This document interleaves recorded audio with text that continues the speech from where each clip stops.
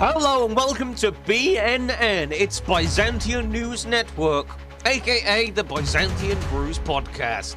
On tonight's We're now show, syndicated news. yeah, we are doing a Christmas special. We're possibly looking at some trade tools and possibly even what Wizard of the Coast been up to this week, as per usual. There's a good chance. There's a pretty good chance. Anyway, I'm your host, Kenneth Jexak, with Byzantia Dev. Hello. And yeah, it's gonna be a great show. Hopefully. Terms and conditions, great show might not be included. We have to put a disclaimer now, just to be sure. just yeah. We get sued all the time. Last week it was Wrigley's. Don't know why they got in touch. Wrigley's. Is that legal brand sponsorship? No. Unfortunately, we're not sponsored by Wrigley's, but we could be. If you want people to chew your gum, we're available. We do have teeth. We can chew gum. Something we can do. Look at a really bad sales pitch. We have teeth. And you can chew. Yeah. Anyway, what have we been up to this week? Lots of charity work as per usual, but it's almost done now. We've got 2 more events and they're done for the year, which I'm almost looking forward to because it's been a very busy 5 weeks. I can imagine.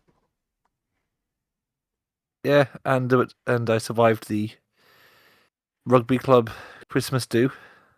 Oh. It was predictably boozy. There was a short scuffle. Mm-hmm. I got back safely, but I don't remember when I got back safely, so that was fun. Nice. Yeah. What are you up to? Other than apparently playing Puyo Pop Tetris 2. Oh yes. Which was have very, you very found fun. The most annoying character yet? I think it has to be O. As much as he's adorable, by context, people who don't know, O is a little round guy who is the representative of the square Tetris block. Anyway, he's adorable. He's a little ray of sunshine, but his voice is a bit annoying because all he goes is beep beep beep and variations of that. And he talks all the time. Oh yeah, bro does not stop talking, even in cutscenes. He will just butt in.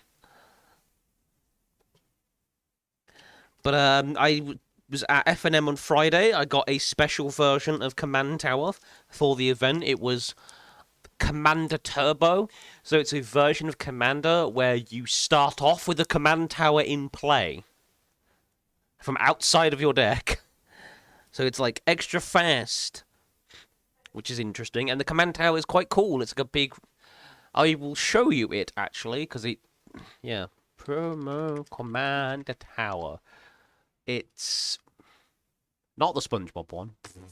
Although there is a SpongeBob one. It is this guy. Actually looks kind of cool. My brain is still like trying to figure out if this is an AI art thing, but I don't think that it is. Oh. So let's have a look. But it's worth like 11 quid, so... It could be either way with this one. Yeah. But free card is free card, so I'm not going to complain too much. No, it is a tower. It is a tower that looks like a command tower, and therefore I'm perfectly okay with this. I'm perfectly whelmed. Magic the Gathering. It's all right. I am whelmed by this discovery. But other than actually doing the promo, I did in fact win a couple of games. I actually won a game with the Caesar deck. So Caesar did in fact throw a bunch of shoulders at people until they died, which was nice. I imagine they've all got the same 3 lines as well.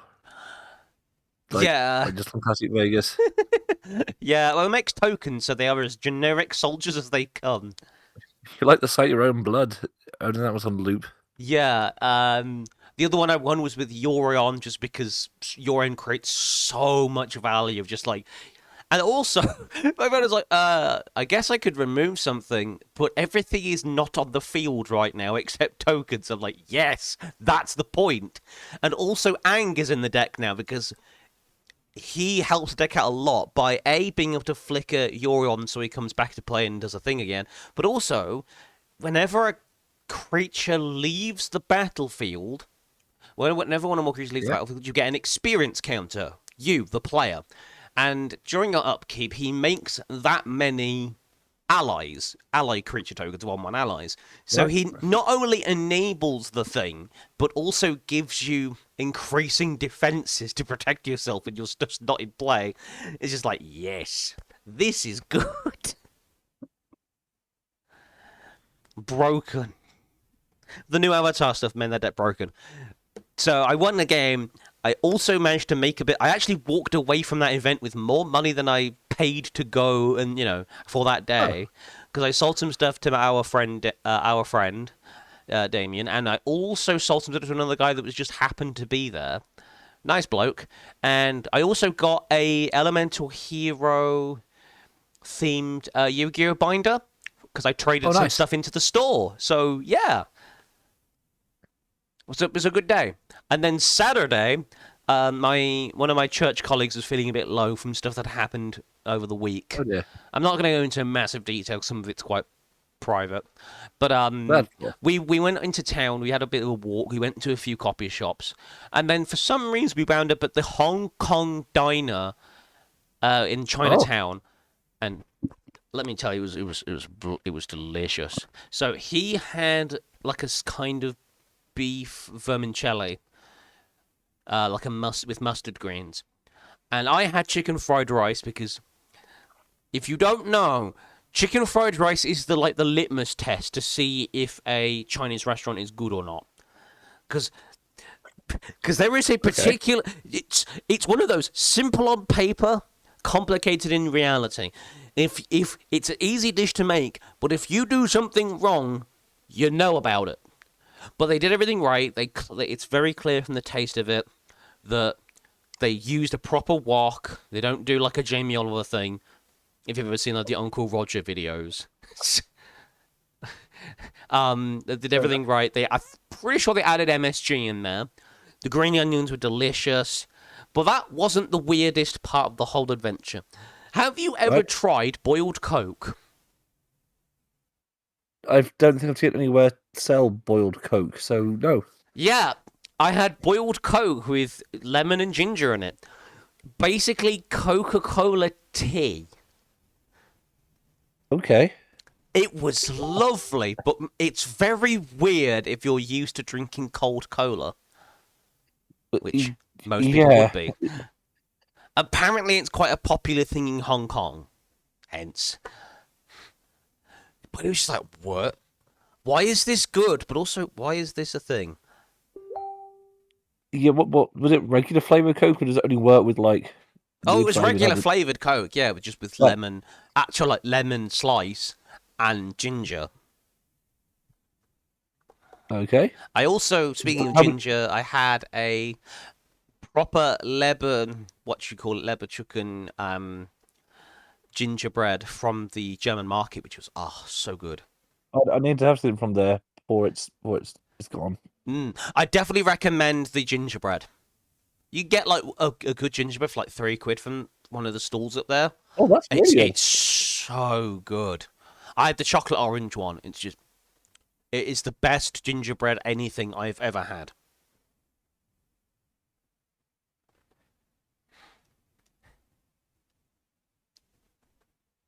Okay. So yeah, I've had a productive few days. That sounds busy. I've been very well. See, Friday, Saturday was down Northfield, and then I doubled up on Saturday and did a separate one on Mosley. It's been crazy. Ooh. At least they won, but I had a few losses, and it was getting a bit nervous. I ended up speaking to the actual presidents of the rugby club that didn't even know who they were until they mentioned it. So, why didn't I know you? Because I should figure that out. No. They had like the gold buttons on the jacket and everything. So Wow. it's almost like a. I don't know if you know much about rotaries. They had a rotary look about them. Ah. And it's not. Hmm. Yeah, so I was learning about the politics of rugby before I got a little drunk with some of the players. Somehow I got home, no injuries. Must be all right. Yeah. Nice. Oh, So. there's something you're gonna like. Actually, at Northfield, someone brought their pet duck. His name was Boris. Oh, that's so good. It is a little, not quite pram thing. Oh, a wonderful little. Oh, that's lovely. It was like, oh, cool, a duck. Quack. Is that a common thing in rugby? It's just like, yeah, just. Oh no, that was the shopping centre. Just taking her Ah. duck for a walk. Ah. Interesting. Suppose ducks do need walks. But it's being pushed Waddles, in I the, guess, technically waddles. it's being pushed in the pram. They were just sort of observing everything, Oh. and it was really vocal. Like whenever she went in to get something from her Greg's, and Boris was freaking out, just like, "Where's she gone?" Oh. Duck wants some bread or some similar delicious thing. It was almost like a dog. It had like a little toy, little caterpillar plush in the. Like, it was really funny. Like, oh, okay, pet duck. So, Yes, thoughts and so, shall we move on to our section, the big project? the big What project. have we been Yes, working on over the past few weeks or so? I've been tinkering on my general DM monster manual thing again. Mm-hmm. I like doing it as my thing in between things. Nice. It's going fine. What did I do last? I'm up to 21 or 22 entries now, something like that. Yeah. What this is the notable ones. I emailed them myself because I lost a dissertation one time, and I've never kept something in one place now. If I want it badly enough. Makes sense. A lot of it's some tribal stuff because I've been doing some sort of. I've been trying to find a way to implement the Talislanta stuff and take the best bits of 5th edition and sort of transplant it into something good. That makes sense. And I think I found a way. Mm-hmm. Let's have a look. Yeah, I suppose the latest thing that I've been working on a tribe. The name is the fish skins because they fish a lot. The main thing is they don't really do armor much because they're like a jungle tribe. So I've had to write around that a bit. It's a bit different. And how familiar are you with the 2024 5th edition? A tiny bit. Right, so I've taken the weapon mastery properties from that and put it into this. Because it's one of the few good ideas. I think it's better than the other version. It's basically for I think it's fighter, barbarian, or paladin, you get weapon mastery stuff. So basically, if you hit with a battle axe and you've chosen that's one of your weapons, it has a special property that only happens when you use it, which I think is pretty cool. But I gave it to javelins because they spearfish all the time. Makes sense. Also, nice it's used to write about. I think I'm going to butcher this pronunciation, but the Aslatl. Do you know if you know one of those is? Just about. Yeah, just it's a weird item. I haven't seen it show up in D&D, and I don't know why it hasn't. It's a really cool idea just to make spears not just go further. I think it's neat. On a few Monster Hunter things actually, I've done. God, let's try and find a good photo of them because this is like an older monster. The Gaia Prey. They're very like the game's version of Velociraptors. Yeah, but they made some that spit ice because Monster Hunter does funny stuff like that, and I think they're really cool and a little underused. And they look so you could easily plop them to the D&D game, and people would probably go, that makes sense. Yeah, it's really funny because if you actually search for them on Google, you've got the original renders, and then you got these really beautifully done fan images that just like that really, really good. It almost makes you think what it really should have been in the game and replaced the main design, but that's how that goes. Where's the chat? Do you need it? Oop, there we are. So that's been tinkering with, as well as a new dungeon I've been going room by room with. Nice. I like messing with terrain. And one thing I've tried, haven't run any of these yet, but I liked to mess with the idea of waist-high water and flooded ruins and stuff like that. Mm-hmm.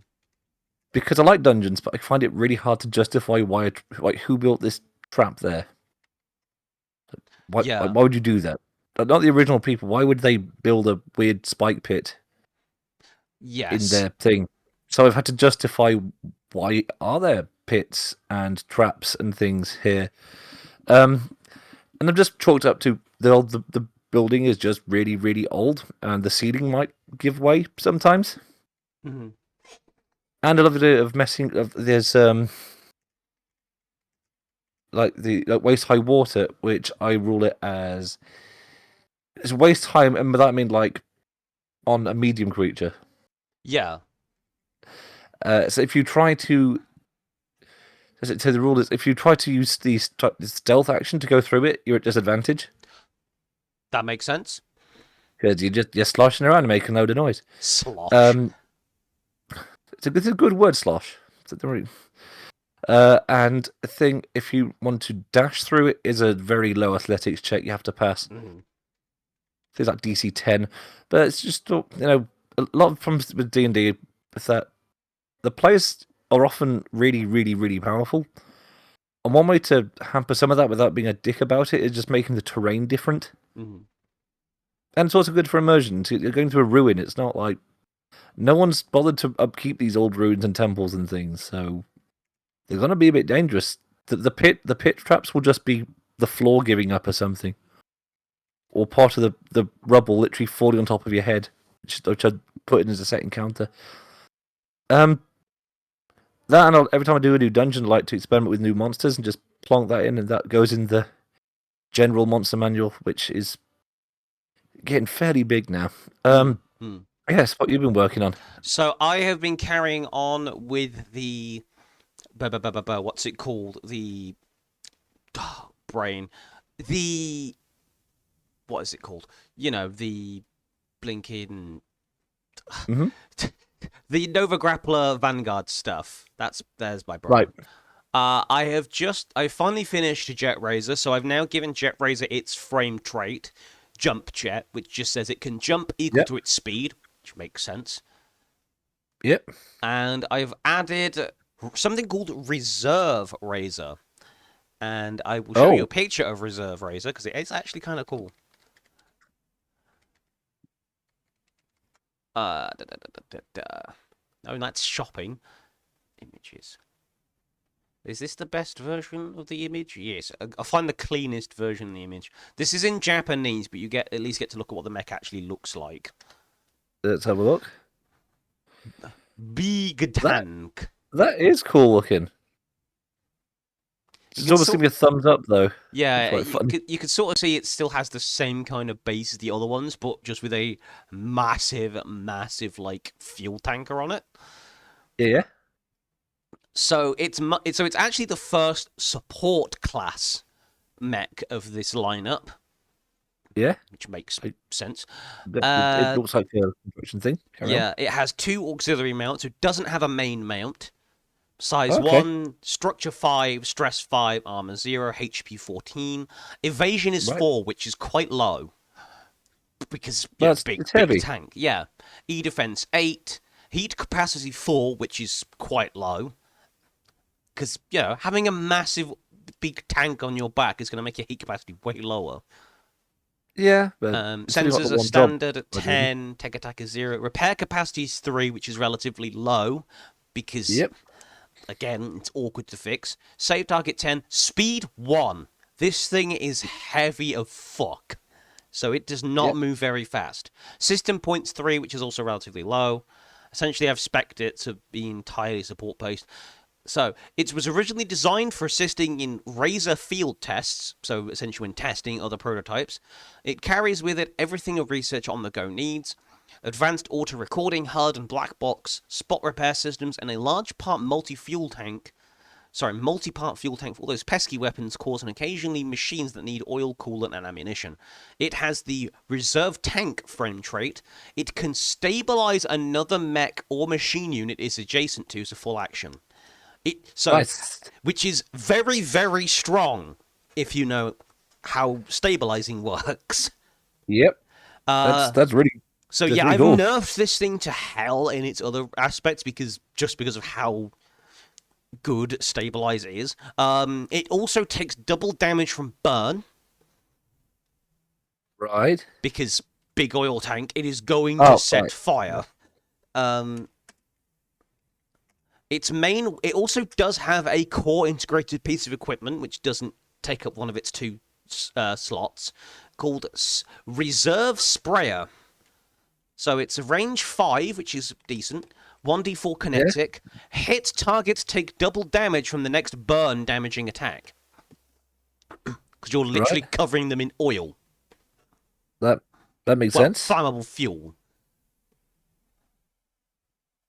So it's a very specialist support thing.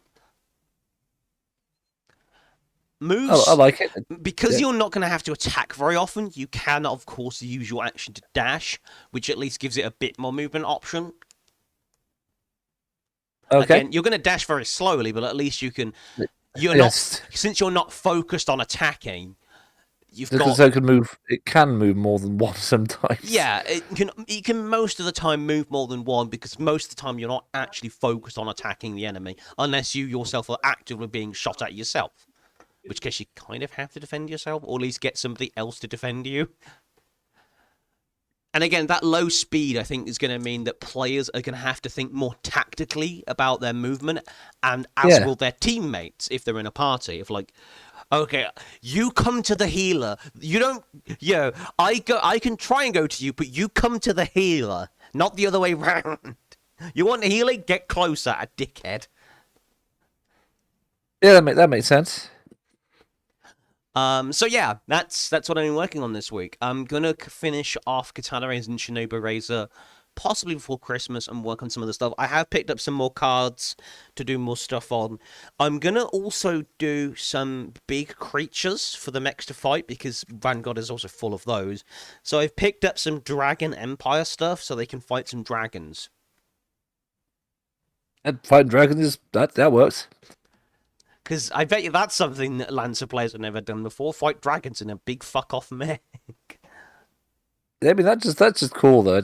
Yeah, let's get that working. Like kaiju battle. Like, it feels like very, Pacific Rim kind of vibes. Yeah, I could see it. So that's what I've been working on. So we shall move on to our... It's going to be a Christmas special double feature because we're going to do both critical fumble and critical success. Oh. Because I thought a bit festive, let's not focus too hard on the sad. Let's also do the glad because it's happy season. The template was been pretty quiet, but I have seen. Oh God, there was a scuffle at the rugby do. Oh no! Like a whole minute. Mm-hmm. Nothing serious. I just think it was literally a couple of lads on different teams getting a little heated. It happens. Yeah, it must happen because the DJ was like, "Okay, we've all seen a scuffle at a rugby do before." This is true. It's just. To be fair, they were so nonchalant about it, so that's fine. Not saying they're a violent lot, but that night there was a falling out because it blew over nice and quick. That was fun. I'm trying to think what else has been going on.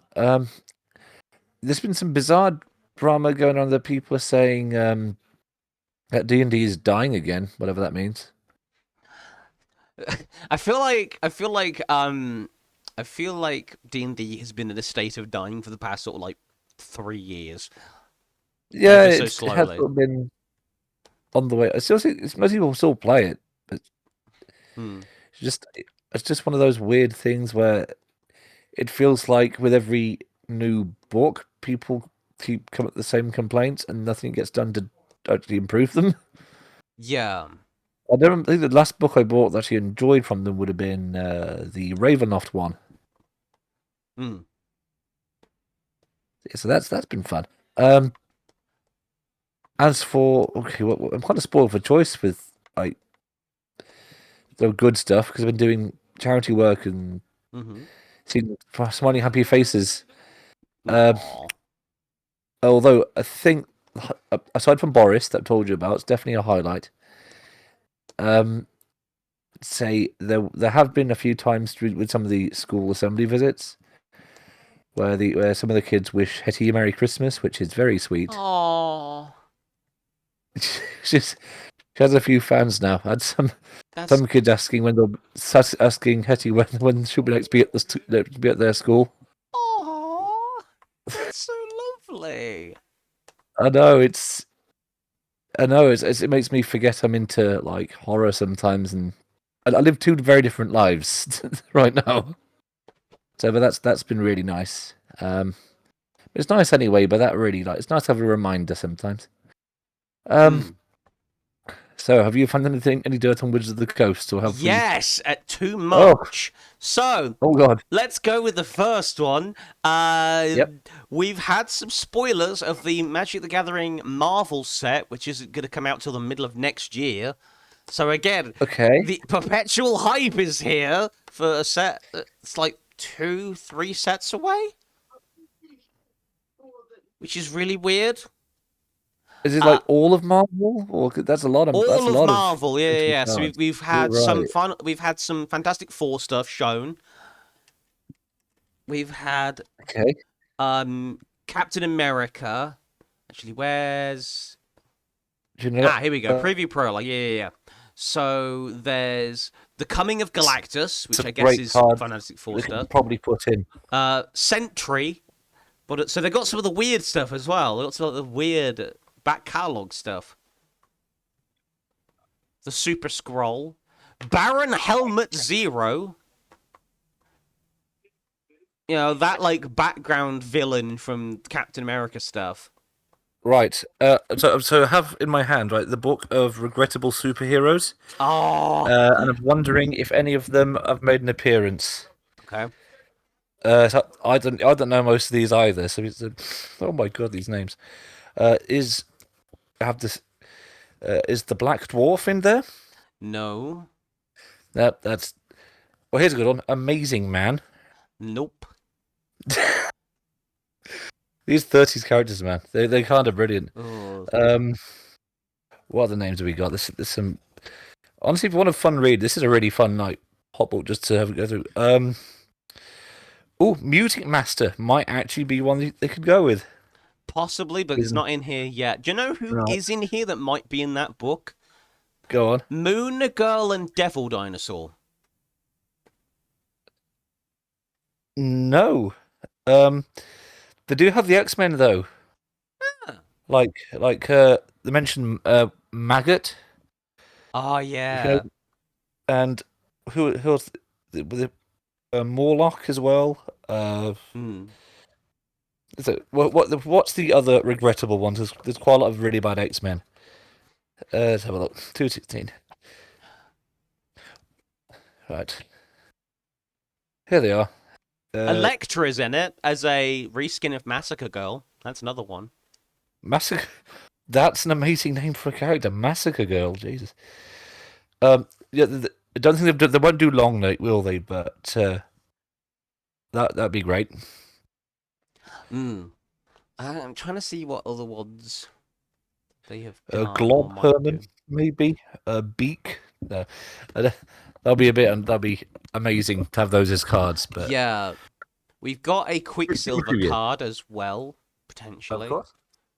Um, we do have a race skin card for Black Widow, but so we haven't had like all the spoilers, but we've had some, which is again really weird. Yes.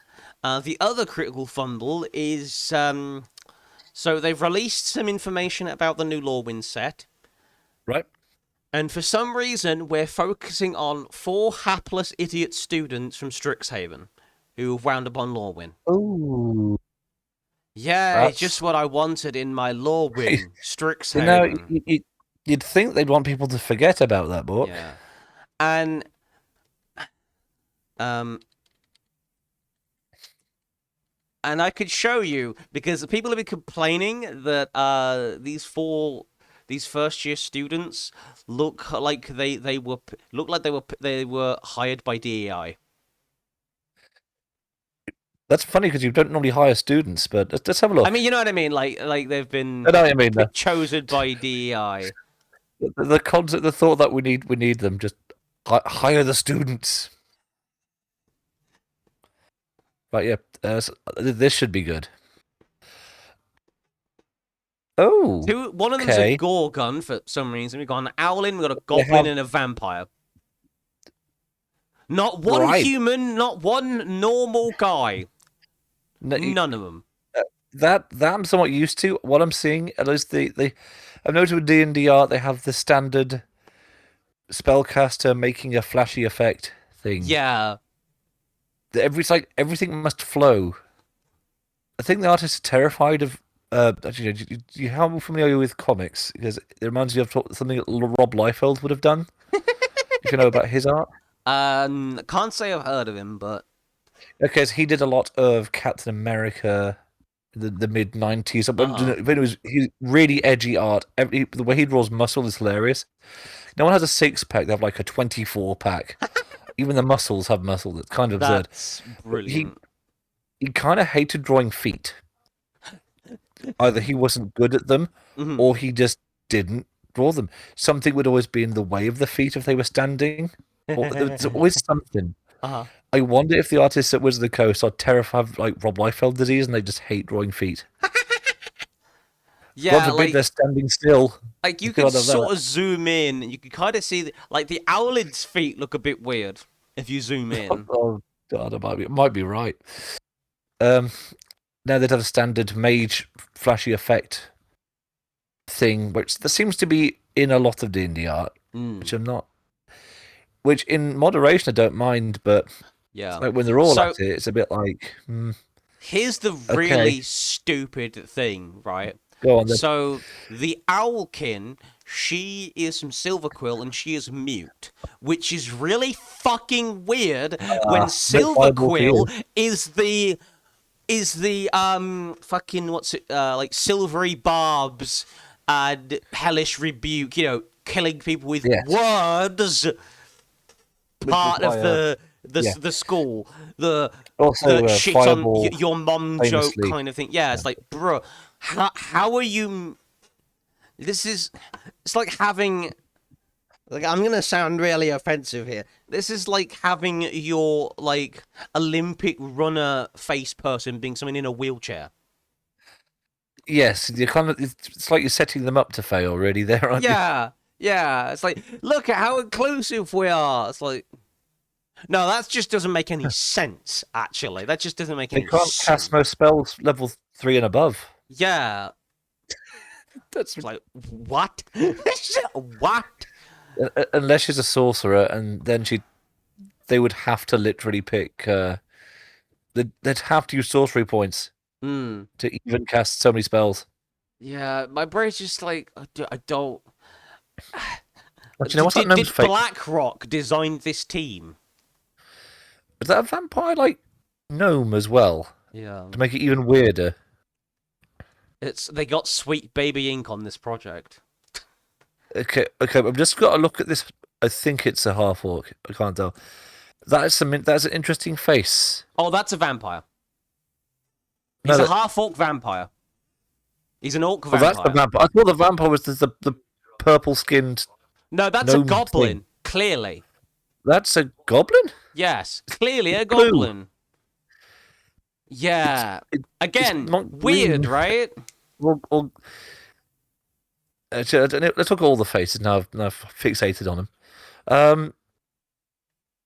Okay, the owl's fine. As I say there, that is one really, really bored-looking Gorgon. Mm-hmm. Like, and of course, we have the classic I guess Tiefling Elf. Oh, they love the tieflings in 5th edition.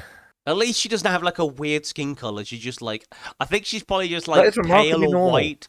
It's just that Yeah, the gaseous effect makes her look a bit more green. that is a weird bit of restraint. Normally, they're like, did you ever read through the character guide and it's like tieflings are almost exclusively red. Blue and purple is Yeah. really rare. Then everybody played the blue and purple one. Mm. One thing I do actually like though is that the Alkin staff is shaped like a giant quill, which is actually kind of cool. That's actually That some interesting weapon design. I have the least amount of problems with the owl. It is an owl with human proportions. Yeah, it's fine. So yeah, it's fine, but well, given their approach to AI, there's a fairly good chance it might be AI generated, Yeah. or at least AI assisted. They're openly saying they do that. So Is yeah, that the golden spin on in that Gorgon's magic bullshit? Is that the golden spin ratio? The golden ratio back there? you know that would actually explain. Maybe She's just a stand she using a can't spin. walk unless she has these traded balls on her hip. Oh. The background's also quite nice with the plants and stuff. I will give him that. Like the plant works Credit nice. where it's due, they do in fact have a background. Yeah, Uh, yeah, I've noticed, if you notice with Warhammer art as well, there's a lot of strange hazy purple backgrounds. yeah. They've avoided that, which is it's good. That's, uh, I mean, I get that art is difficult; that takes a lot of time to get right. But when everything has a purple background, then it's like you do wonder where's this image taken from? Why are we in the Shadow Realm? Why are they in the void? Yeah. And so yeah, that's the other thing. It's just like, oh boy, this is gonna feel kind of jarring in the Lorwyn set. I'd rather them just have focus on the Lorwyn aspect, not Yeah, shoehorn in some random characters no one's gonna give a shit about. I love to think there's like 5 people that really like Strixhaven. Mm. They're the only ones. Like, don't get me wrong. And from a Magic Gathering standpoint, getting a white-black legendary bird might be nice. I could build white-black birds. You do keep complaining that there aren't enough bird colours in the Magic the Gathering. Yeah, So yeah, like, or you know what? Maybe she becomes a 5-color bird person or something, or maybe has like partners, so I can actually play, I don't know, 5-color birds instead of thinking stupid 3. Because again, I think because black in birds is kind of like its own thing. Like, it doesn't really yeah. gel with the other bird colors because there aren't really commanders that are black and something else. Not many, anyway. Not. I think there's like a black-green one, but it's mostly like there's a blue-green. There's a couple of blue-green ones. One of which Right. being the Hydra Goose. One of which is banned, which is Nardu because Nardu is bullshit. I think there is a white, green, red one, or white, green, blue, which is Derevi, and a few others. It's just like, can I? Black seems to be almost banished from the main set of birds. They don't invite it to the Christmas party. Yeah, that's at least a silver lining in that Yeah. maybe we'll get a new bird legendary that's actually decent and gives a fun new way of playing black white decks, possibly involving birds. Or possibly Finally, involving flipping off your your all opponent. bird deck can be a reality. Yeah. And yeah, so my critical success this week is the Funny Horse game won an award at the Game Awards. One of the few times Okay, when a game actually makes sense to win something at the Game Awards. I It can see that coming. yeah. So Uma Musume won an award for best mobile game. Claire Obscura took the Expedition 33 took a Yep, lot of awards, which makes sense. yep. That people Which is agree with that one good. a lot. And yeah, so the guy, I think the Side Games representative, he came along, accepted the reward. He had an amazing pin on his jacket. and said something along the lines of, he said, "I'm so happy, I'm so honored to receive this amazing award." It's like, he's been yes, he's in on the memes. he'd been waiting. He'd been thinking of that all day. He's just gonna say this one joke. It's gonna be terrible. Which that's just brilliant.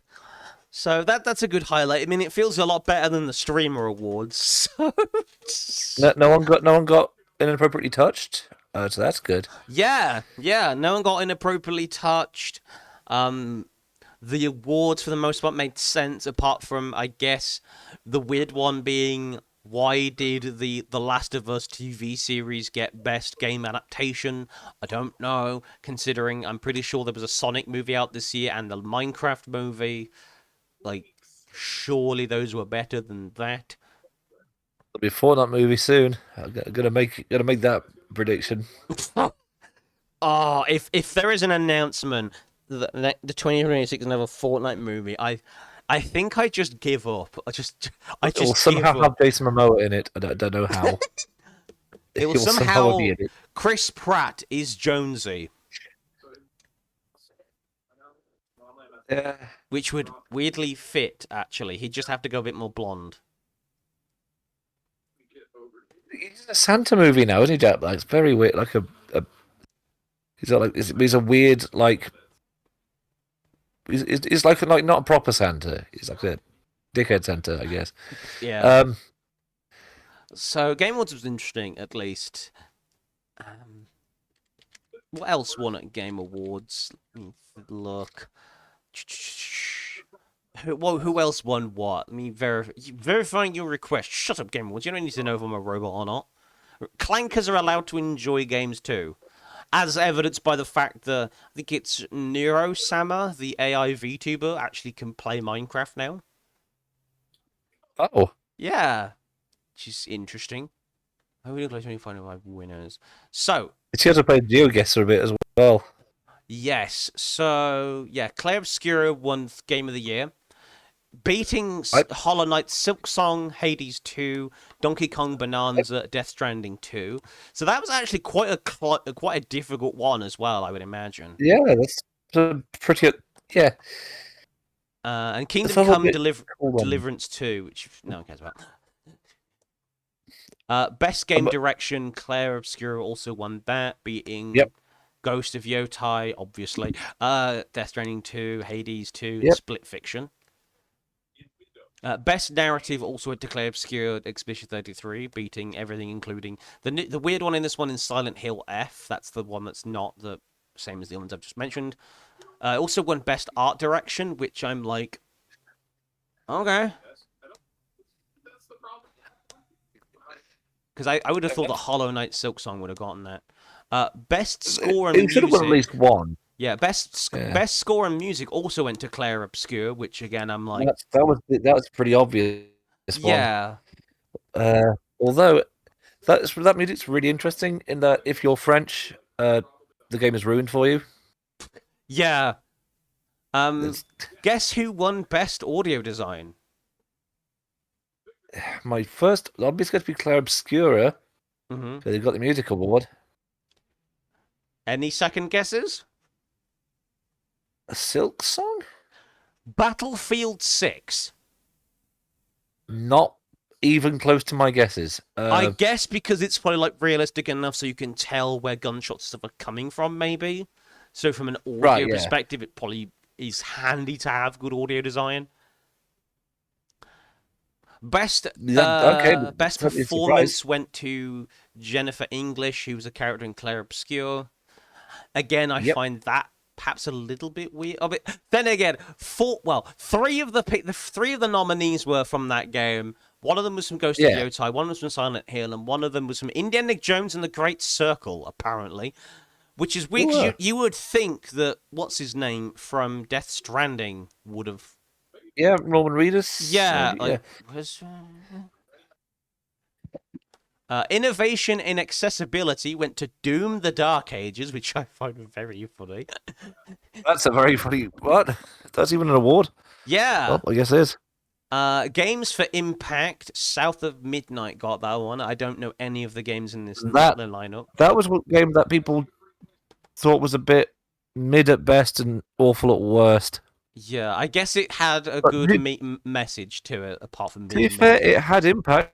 People thought it was dreadful, and said the art style was rubbish. Best That is an impact. Yeah, best ongoing. Here's a redemption arc. Best ongoing game: No Man's Sky, beating Marvel rivals Helldivers 2, Fortnite, and Final Fantasy 14.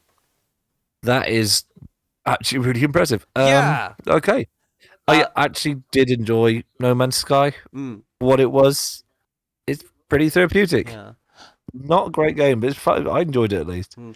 Best community support, aka recognizing a game for outstanding community support, transparency and responsiveness, inclusive of social media activity and game updates and patches, went to Baldur's Gate 3, which makes sense. They're very active on social media. Yeah. That's these awards are getting really weird. Yeah. I don't. Claire Obscure also won Best Indie Game, which you'd think they would have, since it got Game of the Blinking Year. Also, Game of the Year. Something else.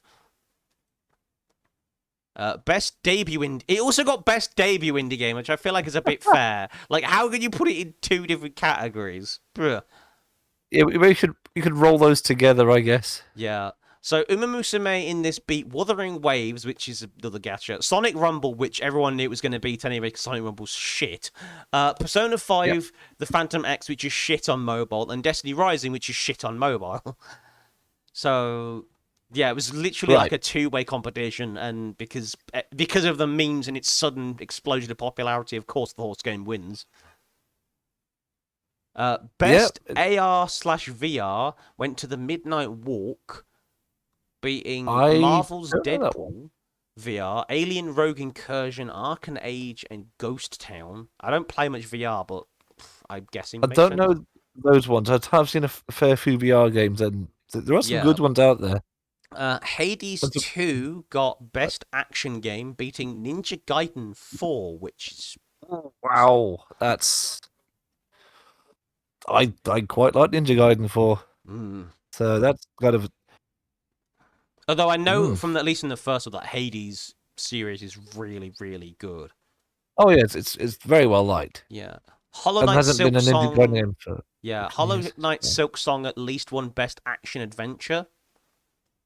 Okay. So that's at least something. Claire Obscure got Best RPG. I feel like, at some point you're just gonna be like, you can't be in this category. Well, it beat Monster Hunter Wilds, which is slightly sad. How many RPGs have there been this year, though? It doesn't feel like there's that many. Best fighting game, Fatal Fury City of the Wolves, beating Capcom Fighting Collection 2, which probably doesn't count as a game. Because it, Virtua Fighter 5, Mortal Kombat Legacy. Yeah, 2 of these are just collections. No wonder it Blinking won, because it's like, just a collection of other games. And I like Fatal Fury. So it's good to see. It's nice to see the series kind of having some limelight on it. Hilariously, so we knew that Donkey Kong Bonanza was going to win Best Family Game, but on the nominations are 2 Lego games, Lego Party and Lego Voyagers, which is very weird. It did beat Mario Kart World and Sonic Racing Cross Worlds, which is probably quite a high bar to beat in terms of Cross Worlds. That's really good looking game. Is there no Mario game in the winnings this year? I don't think there is. That's kind of wild. Yeah. Best Sim game went to Final Fantasy Tactics, The Ivalice Chronicles, beating Civ 7. I've heard bad things about that one, though. And Jurassic World Evolution 3. Okay. Oh, no, Mario Kart World won Best Sports and Racing Game. There we go. But again, I think it should have gone to Sonic Racing Cross Worlds, to be honest. But the other 3 are definitely not in the running. EA Sports FC 26, F1 25, and Rematch, aka the same game with just slightly new updated people. Yeah. Although I do get that Mario Kart World is really good because of its parkour mechanics, but I still feel like Cross Worlds is more interesting. I don't know enough about the Sonic racing games to know, but I've seen people play the Mario. The Mario games have ultimately been the same racing games since the first one. Yeah, at least so Yeah. Mario Kart World does kind of knock the boat out there a bit more by having an open world hub you can kind of explore, having missions brought back from Mario Kart DS, and that like parkour thing going on, and instead of picking a track, you vote on the sections of a track. So it makes so there's a lot more like race combinations you can do, which is quite interesting. That's fair. Arc Raiders won best multiplayer, which sure, I guess.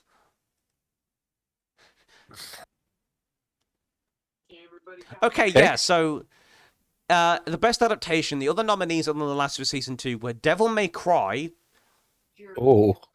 Splinter Cell Death Watch, Okay. Until Dawn, and a Minecraft movie. How did this fucking thing beat the Minecraft movie? See, some of those I get. The Sunfish one was okay. Devil May Cry. That's just ugh. It was iffy. Very, very weird. Yeah. I played the games when they were still somewhat fresh, and they've done the thing. You know, when you get director room to change things, but they change the weirdest things about it. Yes. That's how I interpreted that series. It was like that didn't need a change. It was Yeah. like some things you probably could have improved, but the things you chose to change were largely kind of pointless. So, Yeah. okay. Just inconsequential. Or weirdly makes the plot more boring. Yeah. Devil May Cry also had the melodrama going for it. That's true. Most anticipated game has gone to GTA 6 to the surprise of basically no one. Won an award that's not even out yet. Yeah, well, that's what I mean. None of the games here are out. That's what it says most anticipated for the next year. Very good.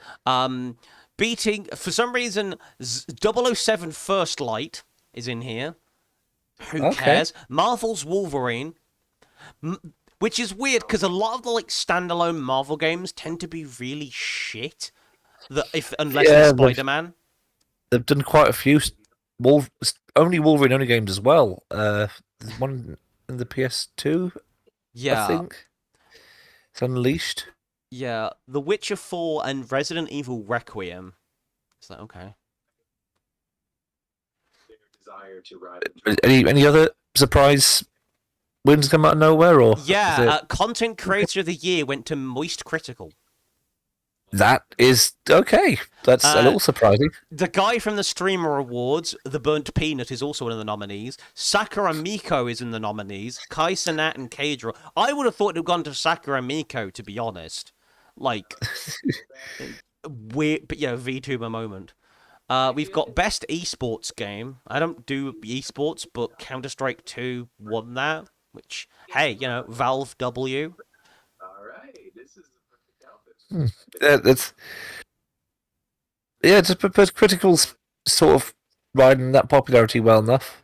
Yeah, I'm gonna ignore Best Esports Athlete because I don't watch enough esports to know who any of these people are. But I'm sure they're important enough for people like Same with the teams, because again, I have no idea who these people are. Player's Voice, so I guess, voted in one went to Wuthering Waves, which seems like an odd choice considering Hollow Knight's song is right there. Yeah. And again, the game that won Game of the Year is also in this lineup, so... To be fair, you win, like... I think there should be a weird rule with awards. I mean, if you win, like, 3 different awards, you were like, okay, you made your point. Yeah. But yeah, that's all the Game Awards stuff, so well done, Uma Musume, for making me at least giggle a bit. And I guess well done to the devs behind Clair Obscura, because, hey, an indie game getting Game of the Year? It's pretty good going, honestly. Pretty good going. Well done. Legitimately. I mean, it's an indie game, but with a big budget for an Yeah, and it's had, like, Ubisoft really devs in it, right? Yeah. Which, it's not just... It kind of also shows that if they weren't held back by corporate, Ubisoft could have, under those old people, Ubisoft could have still made good games. Yeah, I mean, the Sands of Time trilogy wasn't, still in living memory. It wasn't that long ago. But enough critical fumbling and successing around. Let's move on to our homebrew of the week. Yes, it was impractical. There was trade tool, wasn't it? Yes. Now this week I've been doing something constructy. Nice. And I just made a nice little tool, which was reading through one of the old Frostgrave books, and I found there's a whole little mini quest, and they're just all about golems and constructs and things. Nice. So I figured, what if there was just a semi-standardized tool for controlling golems better? That would make sense. But it would be like absurdly short range. It's like in like 60 feet. It pretty much renders them like it pretty much makes their elemental damage more potent. Mm-hmm. And if they had resistance, they gain full immunity. Okay. Makes sense. Also, it makes them like 10 feet faster. It's like a nice. It's something the character would just wear around the golem they're controlling, and then they can basically have a super golem while they're doing wizardy / magey things, where they're not being punched. In my head, and it's mages don't get in punch range because that's not what they're for. Mm-hmm. That's why they spend, frankly, a comical amount of money on golems. The other thing I made, just a bit of a laugh, was right. So, just for context, have you ever had a Christmas cracker with a strange thing in it, and you have no idea what it's for? Yeah. Usually, yeah. I took that concept and I made it an item. Mm-hmm. It is a different type of magical focus. Uh-huh. And it uses weird old school Pokemon rules where, depending on the day of the week, it does a different thing. Ooh. And it's quite polarizing. Like, one of them is damage spells do max damage, healing spells deal minimum damage. Mm-hmm. Wednesday is the opposite of that. Yeah. And Sunday, because I couldn't resist putting it in, the 60 feet of Earth, not including the one you're on, is rotated 90 degrees. I have to put the dark symmetry. Oh, brilliant. I love it. I actually love that. That's fantastic. I love it. Yes, that's... I'm never going to forget that spell. It's a good spell. One of them was certain schools of magic are just...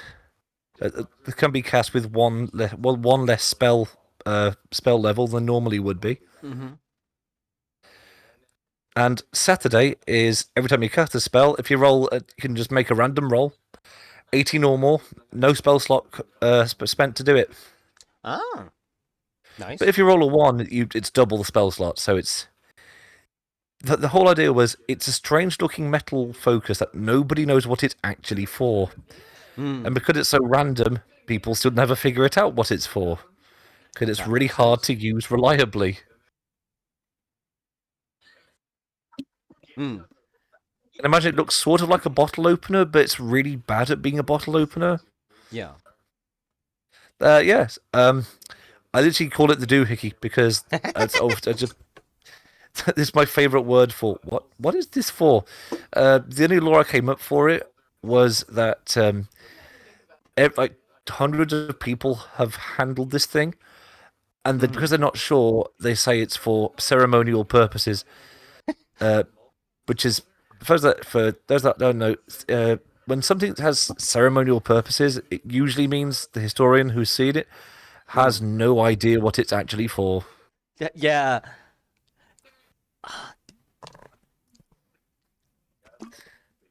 It's like that thing they found in Egypt where they were like, we're not sure what this is for, and then later on with context they found out it's a vibrator that uses bees. Yeah, it's probably... Yeah, that's fun. So what you come up with? So I went with a more Christmassy theme for this one. Oh, brilliant. This is festive workshop tools. They are a special set Ooh. of carpenter's tools with a magical effect. They are specialist and colourful carpenter's tools in a jaunty red, white, and green colour scheme, used by elves. No, not those elves, the other kind. And a jolly old soul lives at the northmost point of the world. When used to make a toy, anything that's conventionally considered a toy, from a simple wooden figure to a rocking horse, so we're not talking about like scale here. If you really want Yep. to make a giant, massive toy, you could, but that would take years probably. The carpenter may choose to have the result become animate, as if by the animate object spell. If they do, it doesn't require concentration, and the animated toy will animate once per day for 1 minute unless it becomes damaged. Fair enough. Again, kind of inspired by all those like Christmas things where the toys move and they're powered by magic or whatever, you know. Yeah, it's like what's that movie? Uh, the strange CGI Tom Hanks movie with a slightly terrifying conductor. Polar Express. There we are. Oh yeah, yeah. Do you know what kind of trade this is? Shut up, Mandark. However, here's an additional effect to it. If said animated day is created on the day of the toy maker's observed annual holiday of gift giving, Christmas is an example, they may instead choose to imbue the toy with life, similar to the Awaken spell. The object gains the intelligence and alignment of the closest creature it resembles. So if you make a toy soldier, it will have like the guard stat block for the most part, and the stats and abilities also. For each size smaller than its respective creature, halve its total hit points. Okay, I was going to ask about hit points because it's like fighting a titty. Yeah. So yeah, you could absolutely make a rocking horse that is in fact a horse just with half the hit points, but you can only do it on Christmas Day. Oh, I love. Oh, you can imagine some very, very upset children the day after Christmas Day. What do you mean? No, is it like you can only make it on Christmas Day? That thing stays alive for the rest of until it's like destroyed. Oh, I read that as like they think it's alive, and then after Christmas Day the magic just stops. They're like, oh. No, I went with kind of a like the snowman kind of vibe. Oh, yeah, no, I know what I mean.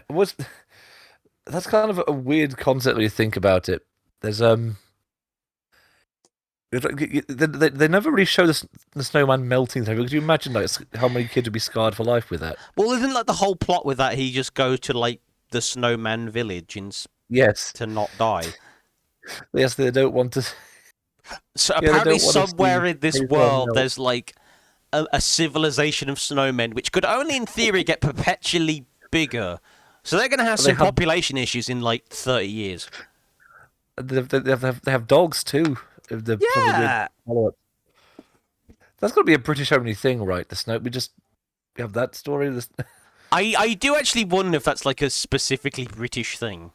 Yeah, the Wallace and Gromit and kind of British Christmas things that roll out every year.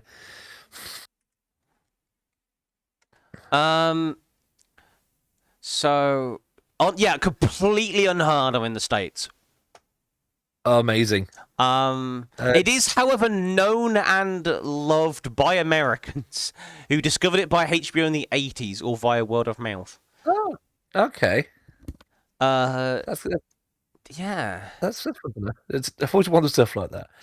Like another one that I know is only British is pantomime. Pantomime is massive in the UK, like basically nowhere else. It's bad theatre, but everyone's in on the joke. Yeah. It's the best way to describe it. Usually a fairy tale, but with modern pop music thrown into it.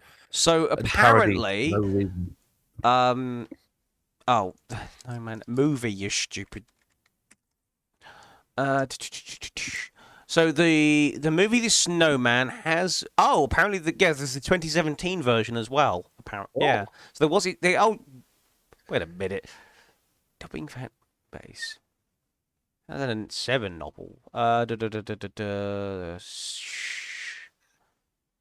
trying to find out what like versions it's been put into, but I'm going to assume that it's been. Here we go. Snowman 1995. No, that's a different Snowman. How many versions of this? That's a completely different movie. Overview: An Iranian man stuck in Turkey desperately wants to get a visa to go to America. That's a very different movie. This film's called The Snowman. There's like it's just called Snowman. Yeah, like what? Statistically, somebody brought that film for their kid, not knowing it was a different Snowman movie. Yeah, wait a minute. It's not a funny Snowman movie. Here we go. Well, let's look at the Snowman and the Snow Dog. There we go. That should probably make more sense. Original language English, obviously. Can you tell what other languages it was in? Does it say? Of course, it bloody doesn't. I'm gonna go down a rabbit hole if I continue trying to research this. The snow hole. Yeah, Snowhole is right. Released. Sure. Anyway, yeah, that's my homebrew of the week. So let's move on to our Christmas special thing, homebrew of the year. Yes. So we've just been looking back on the year and just picking your favorite homebrew that you put out. And I picked the one that I thought that was the most you. Okay. But wasn't pure comedy. And I chose The Bell of Doom. Yay! Because I figured it's goose themed, that's you. And it's also it's got a lot of serious uses to it. I think that's quite nice. Let's have a look. That and yeah, it's a one of your more well thought out ones. Clearly, you can tell the time went into it. Yeah, and it's blending random and like proper item really well. Yeah, because that was during that phase where I was making items with like random tables and things. Yes, I was really into that at that time. Yeah, but I like random tables. It's good. My favorite thing. Another note that's found really interesting. The very first entry in hashtag homebrews that I've got was the 24th of 3rd last year. Wow. Yeah, that's kind of wild to think about. I've been going that long. Yeah. So the Bell of Doom, I probably should find a way to write it into a campaign. That'd be quite fun. Just a random item. So what have you picked out for Homebrew of the Year? The nominees are... Oh, okay. We have Accordions, Desert Encounters 1, because I thought that was really just good. The Aheku. And our winner for this year, the MF02 Seahawk, because it gave me memories of the Blue Storm archetype from Vanguard, which is all about like ocean-based mechs, and I'm like, yeah, that's cool. I like a good water mech, and this being one of your first like forays into Lancer, it's really well formatted. Honestly, it just no notes. This is brilliant. Oh, that's the funny thing is, it was meant to look more normal, and then it turned into whatever it ended up being. Halfway through, it sort of rolled with it. I love how it has like depth charges as well as like all of the weapons. They're not like just an assault rifle. They're all kind of ocean themed, and that's just yes. I like that. I did enjoy writing that one. Yeah. What if we combined the two? So give the Seahawk like the Bell of Doom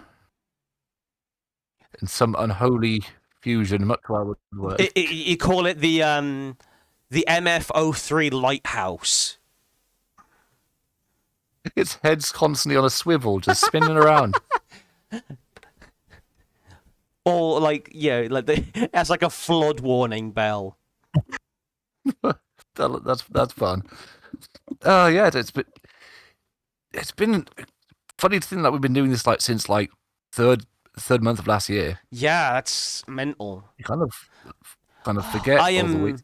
I am looking forward to what we come up with next year. Yeah, the more they go on, they just seem to get stranger. Yeah. So it's just like you write something enough, you're like, I need something new, but every week you try something new. Yeah. Yeah, I do try and get more weird with it, but I'm quite good at beasts, and I'm very aware of it. So try not to write those, but sometimes I'll just do that in my own time anyway. Yeah. Well, we have a whole year to figure that out. Maybe we'll have our postmodernist phase where we go back to being normal. It's no. Then my next one will just be a concept. There's no actual thing there. Conceptual goblin. It's not even there. The concept of a goblin deals psychic damage. Yeah. So, I guess we shall have our final thoughts for the final time of the year and the wheel. Shall we do the wheel first? So, yes. Right. This will be quite interesting as well, because we're going to take a break for a few weeks until after Christmas. So we have a long time to work on this. Yes. So a quick reminder: we have 5 things left on the wheel. We have 1E remastered, which I would kind of like to have a crack at. Mm-hmm. There's some funny stuff. Pet, just Pet. Impractical Object, Lancer, and Greco-Roman. We're supposed to take Lancer off. We did do Lancer. We don't have Lancer. Wheel of Names doesn't update these things, right? Okay, yeah. Okay, so the first one of 2026 will be... Oh my goodness, how do they call that? 1E remastered. Nice.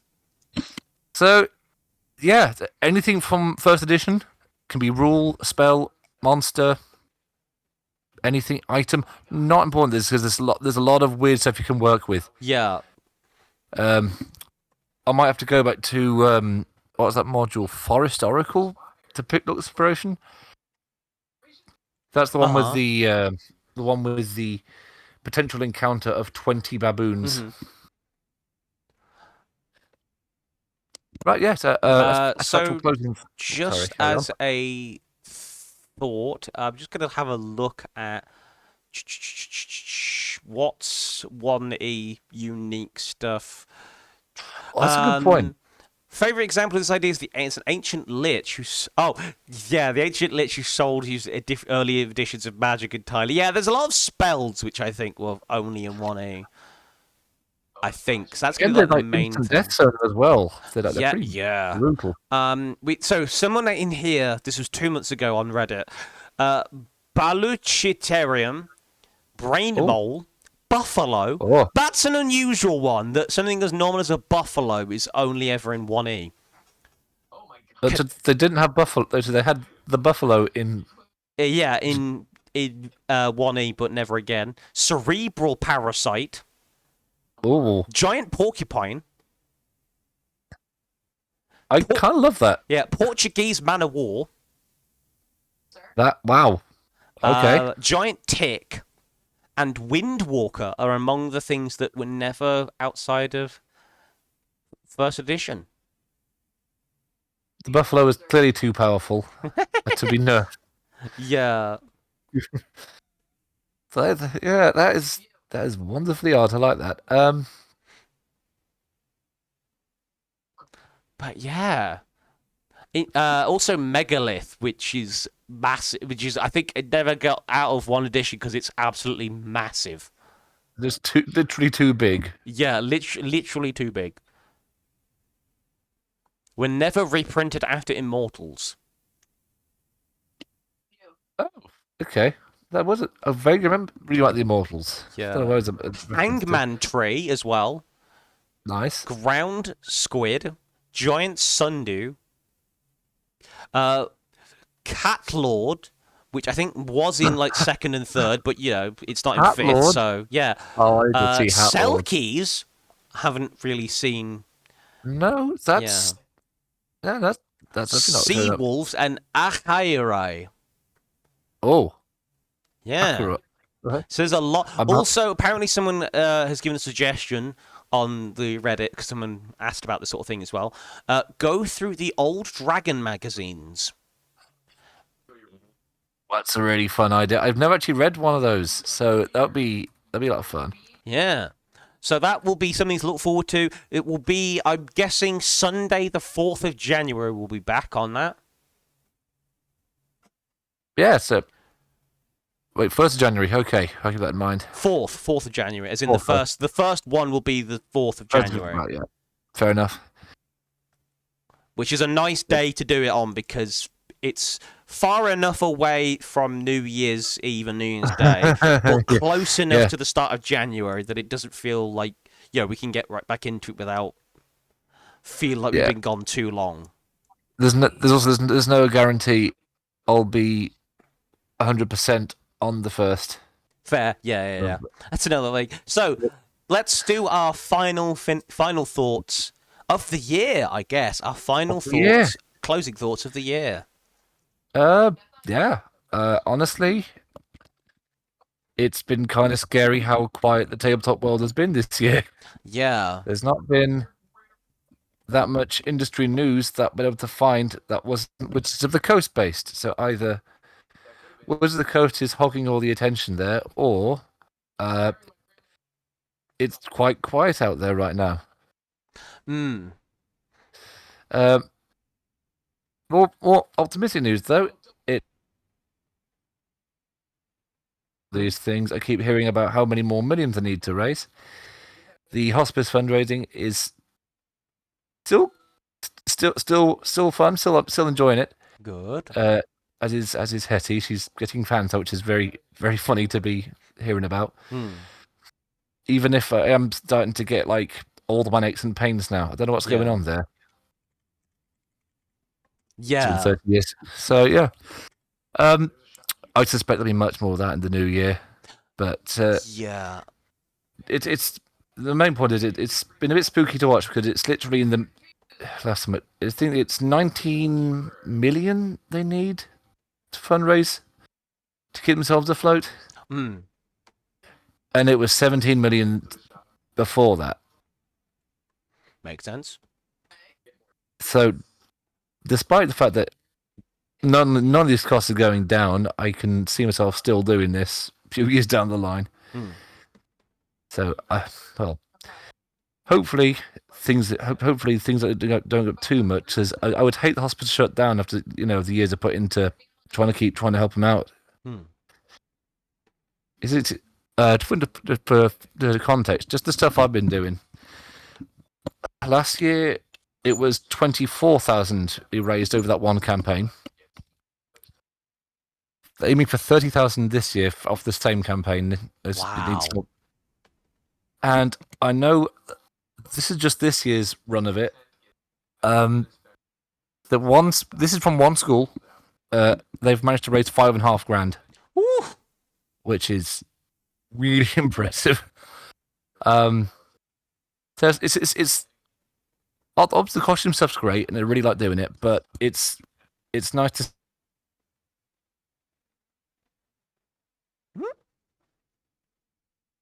money come in and knowing where it's going to be going. Yeah. It's been a hell of a year, but I will be thankful for a week or two of not doing it for a while. I can imagine. It's been a busy year, but this podcast continues to be a really nice fixture in my week, and I would be very bored if I wasn't doing it, frankly. So thank you for co-hosting with me and the odd streams I've been doing, which I want to do more of streaming. Yeah, I want to. My New Year's resolution for next year is to do more streaming, to get back into that again. Yeah. So that's my final thought. I could go on another 10 minutes, but I won't bore you with that one. Nah, that's all right. But yeah. My final thoughts are I'm looking forward to the next few weeks. I've got a Christmas thing on at the church on the 16th. Yeah, you're preaching, aren't you? So I'm preaching on the 25th on Christmas Day. There's our Christmas meal coming up on this Tuesday coming. I don't even have to cook for it, which is nice. One of our volunteers, Ozzy's got it all sorted, which is lovely. I've put up the Christmas decorations on Wednesday. Yeah, put the Christmas decorations on Wednesdays. We've got a little tree. We've got some wreaths lying around, which is nice. I've ordered a nativity set, which should arrive tomorrow, because we don't have one for some reason. Yeah, so that's cool. And Christmas Day, of course, I'm going to spend with my dad, my aunt, my grandparents on that side. And then I don't know what I'm doing for the 26th. I'm going to hopefully go around my other granddads. Very nice. And the 28th, I'm going to actually see if I can try and watch the end of year Arima Keenan, the actual horse race, to see what the fuss is all about, the actual horses side of things. I imagine there'll be quite a bit of galloping about in lines, but yeah, but I don't. Yeah, no, I just kind of, because I play the horse girl game a lot. I'm like, I should actually watch, and because because the Arima Keenan is actually really important for that racing league. It's like the event of the year, basically, because 10 of the positions are decided by fan vote. Ooh, well, that's different. With the remaining 6 being decided on the highest prize money winners of the year. So, how do they actually figure that? So, I guess it's cumulative. Yeah, that's interesting. That could be a massive talent gap between the horses. Well, I guess the idea is that the ones that tend to get voted for are also just really good. Because, again, they get to go to G1s. I think the one exception, G1-wise, was probably Haru Urara, because people just love her, even though she'd never won a single race in her entire career. Yeah. She's bless. So I'm looking forward to that. And then, New Year's going to be quite interesting. But I'm also looking forward to a rest when all the Christmas stuff's done and dusted. Yeah, I imagine it will be. I never preached, but I might imagine one that's like doing the actual Christmas Day service. Yeah, I'm not bricking it because I feel like it's gonna be a lot of fun. But I'm also I don't want to plan too hard, if that makes sense. Yeah. You can never plan for everything anyway. Yeah, that's. Because I want to do it sort of more of a family service / casual thing. I don't want to make it feel, I was going to say too corporate, but you get my idea. I don't want it to feel high church. Yes, it's ultimately supposed to be fun. Yeah. Even if the material can be a little dry. So depends how you spin it. Yeah, that's my closing thoughts. Except, of course, I guess for all those watching, have a very, very lovely Christmas and a happy and hopefully safe New Year. Be responsibly drunk if you drink on New Year's Eve. Yes. That's what they always say. And I think we will raid someone who's also doing a Christmas specially type thing. It's our good friend Robo Prime Games who's doing the spicy quiz of the year. Oh, nice. So, give my regards to Robo chat members, and we will see you next year. You literally next year. Yeah. So this is goodbye from me, Kaoru Jeksak. Goodbye from me, Byzantian Dev. And again, goodbye from me, Byzantian Dev. Merry Christmas. Merry Christmas. May you get plenty of thick, warm socks that will last, hopefully, the year. And may your minis be many and not get added to your pile of shame.